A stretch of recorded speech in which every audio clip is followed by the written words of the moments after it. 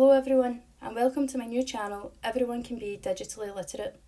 What I'm hoping to do is to teach you little things that you might not know about iPads and demonstrate some of the ways that I use them in the class. I'll start by giving you a little bit of background in me.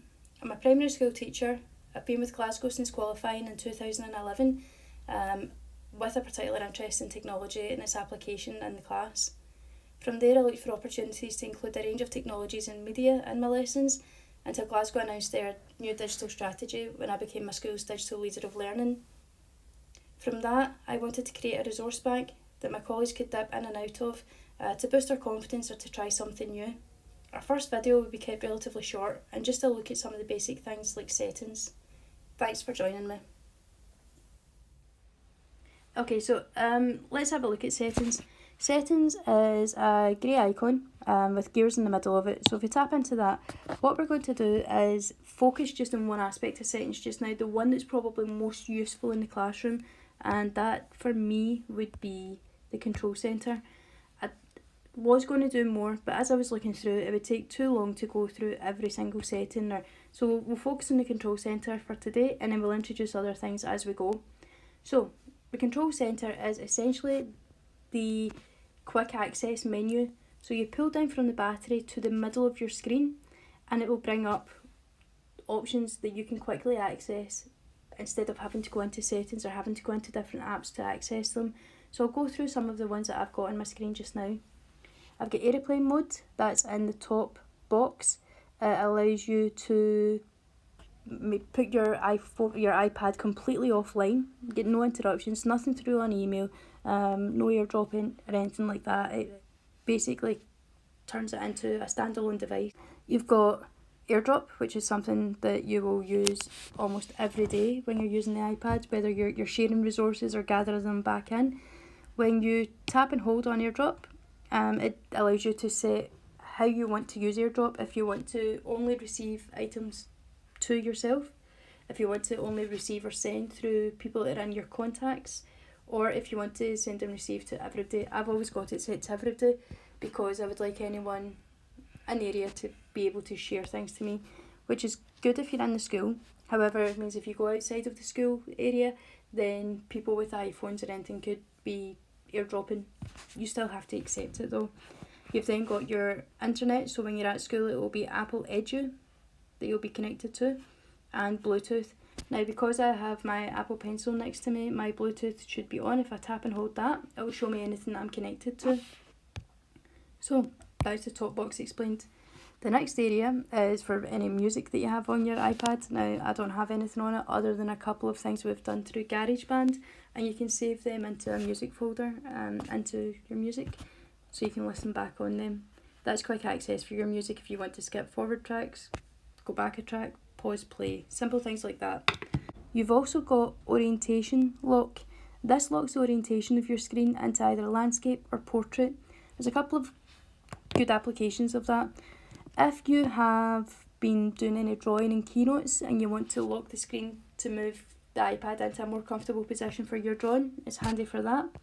Also, if you're screen mirroring or casting your screen to the Apple TV and you're wandering around this classroom talking to children or working with them, every time you move that iPad it's going to flick it from portrait to landscape to portrait to landscape, and that can be quite distracting. Next to that you've got your do not disturb mode. It basically silences any notifications that we come through. It's quite handy if you don't want your emails popping through on your screen or anything like that while you're teaching a lesson. Below that is screen mirroring. Now with screen mirroring, you'll be used to using that. You tap it, it will show any Apple TVs that you can cast to.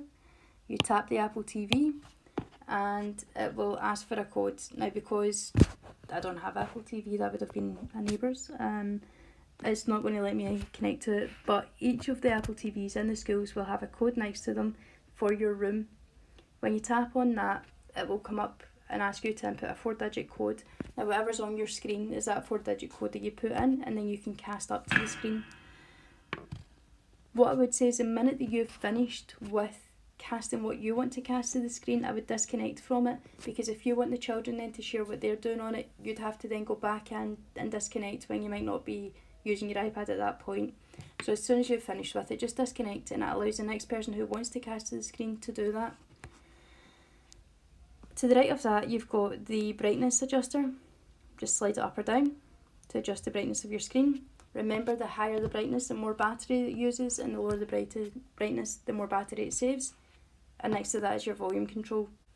The row below that is things that you can personalise.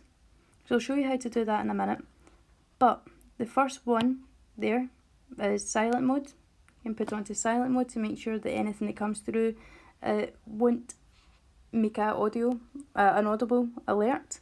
And next to that, I've got screen record. Screen record isn't on it initially.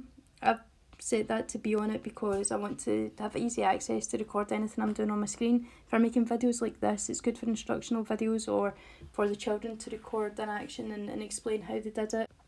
Next to that is another handy tool. It's your timer. It's your quick access timer. If you press and hold on that, you can adjust the timer, and it allows you then to display to the class how long they've got left to complete a task or to do something before moving on to the next thing. It's just a handy wee tool there to have. You get quick access for your camera, and below that you've got the Apple TV remote. I'm not entirely sure if that works, and so I've not tried it out. You've also got your text size settings.